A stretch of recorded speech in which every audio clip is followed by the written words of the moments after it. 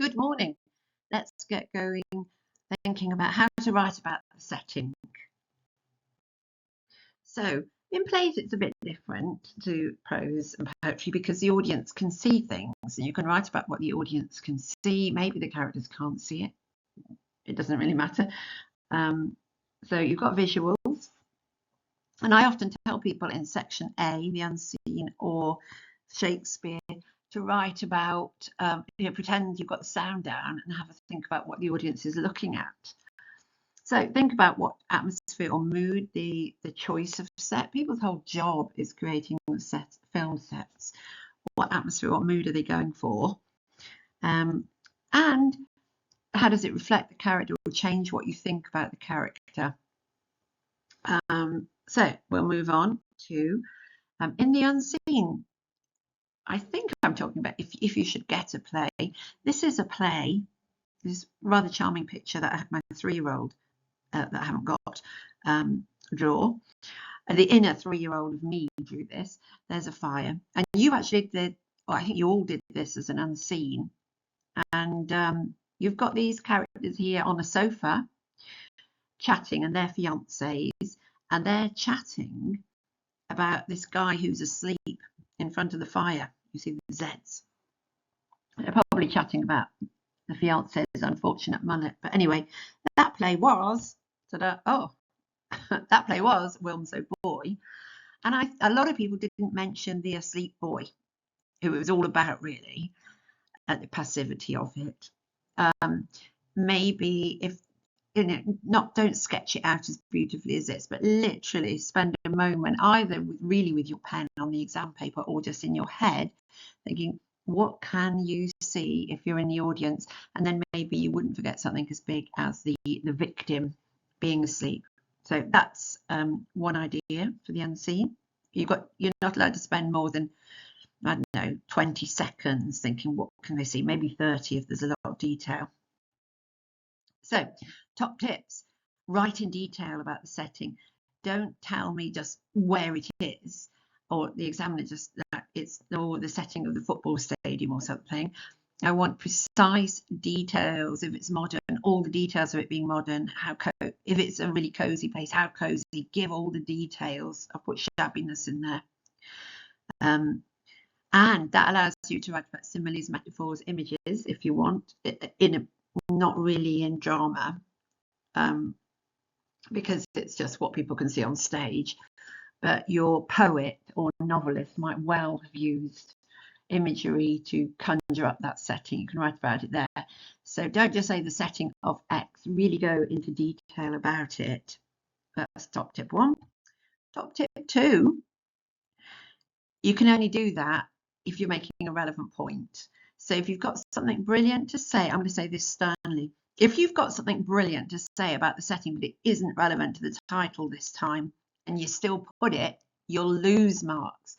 You've got to be so firm with yourself to put that fabulous point away. I know how much that hurts, but only relevant points can come in there. So let's have a think about Twelfth Night setting. Calling the play Twelfth Night, it's not actually set particularly on Twelfth Night. It's set over several months, but the title of that time setting calls to mind the Lord of Misrule, chaos, relaxing normal social rules. Setting it in Illyria, you end up making very similar points to calling it Twelfth Night. It's recognisably England. It's got the elephant and castle in it, hasn't it?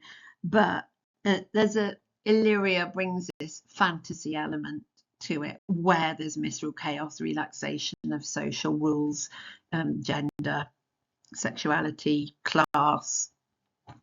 Oh, here's another one.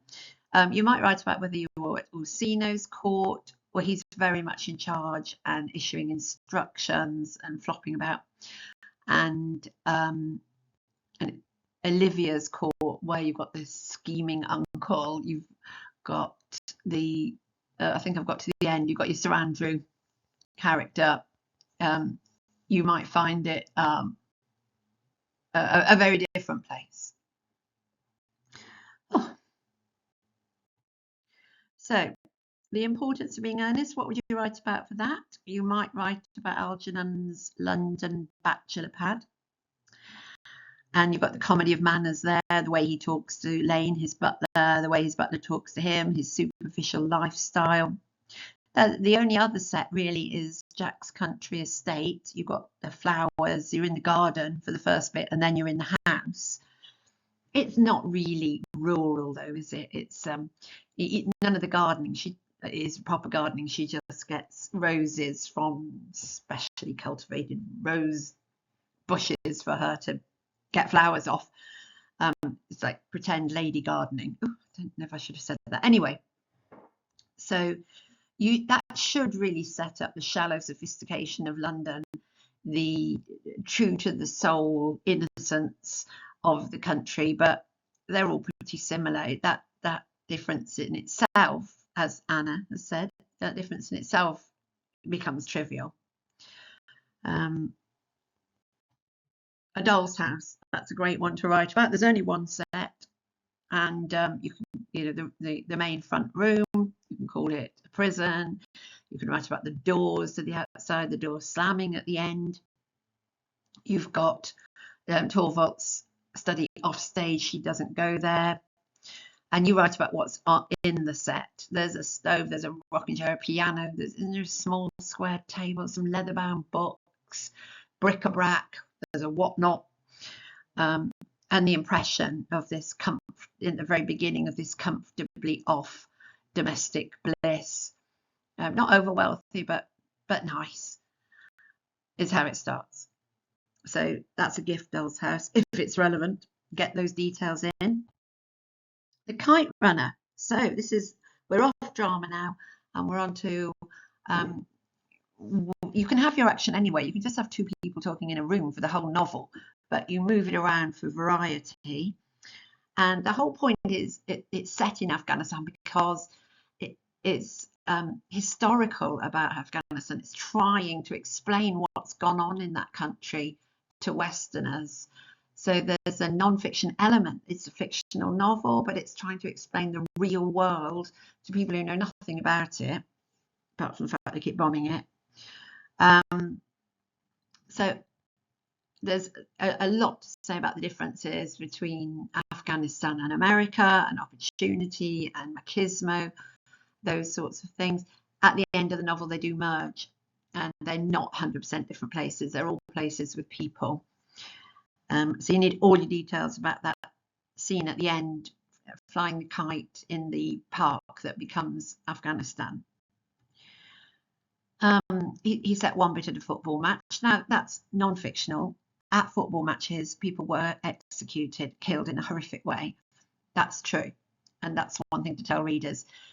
There's another scene with Rahim Khan being attacked completely wrongly.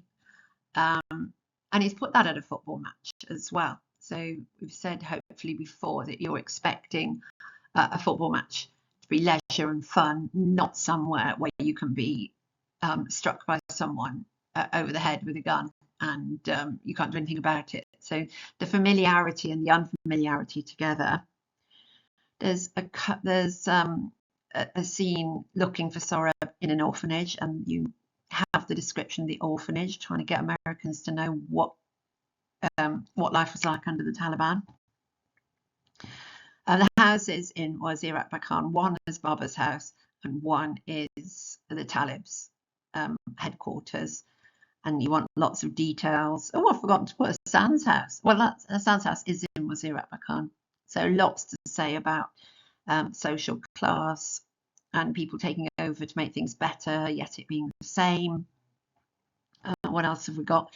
Oh, the Afghan community market. What's it like to be an immigrant in America? Oh yeah, even, I mean, I haven't put all the different settings. Even the setting, we were at a wedding, the Afghan community, the middle-aged ladies judging and policing the behaviour of other women. So it's quite often worth a mention. Lots on that one. Harrison, you would write in a lot of detail in poetry, a lot. So I want details of what mines were like, especially Patience Kershaw. What was that mine like? And what did it do to her? We've got the school in Them and Us, and mainly personified through the abusive teacher. We've got the pub for pensioners and unemployed. What does the pub mean in British culture? And this is a really sad version of it, isn't it? But it's somewhere where you can go and find that lost masculinity because that you've lost through unemployment. Northern England, the whole thing, a lot of his poetry set there.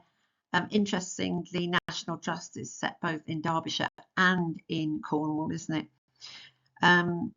So Northern England, during the policies which caused unemployment, so we're talking divisions and V and the whole depopulation and economic hardship of the north of England.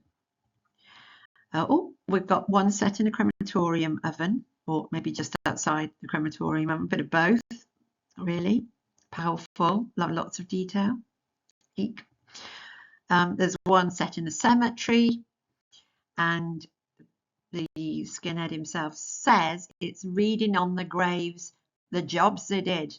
Me, I'll die doing the same now to do now as a kid. That idea that people in the past had an identity and he has none. As part of the reason for his behaviour. And also, 1984 is the setting. We've got the miners' strike, and that was a strike not for money, but to stop mines shutting down. Oh, no, but what you said about unemployment and north-south divides. So lots of detail. It'll be right there in front of you. Oh, I thought I gave Tam one on his own, bless him. The pub. There it is again. Stories, creamy ales, fires, landlord's laugh, cobbler Johnny's funny stories. It's a great place to be, no matter what the last verse of the poem is. There's a disused church, the Gothic horror in a kind of macabre, enjoyable style. The journey from Ayr to Alloway, again macabre and 3 miles long. Oh, and that bit of an epic. I pressed the button too soon. Bit of an epic there. Lots to write about the setting. Know it. In My Rival's House, how it conjures her up. Mythical settings in Mrs. Sisyphus are not my best side. But we're not in the time of the myth. We're in kind of modern times, aren't we? In all of those. And I nearly forgot good old Prestatyn.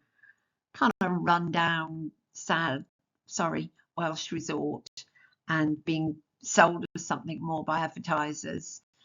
So I think surely we've got to the end. Oh yeah, I wanted to invite you to try my video on the genre of the unseen. I hope it's popping up here. And how genre is connected to setting. I quite enjoyed this connection. What setting do you expect a horror film to have? And so you can just answer your own question there. What about science fiction? I was brought up on Star Trek, so if you're going to watch a Western, no prizes. Where do you expect it to be set? No one ever watches Westerns, do they? Romantic comedies, where are they set? Why? I want to say New York and London. I don't know why.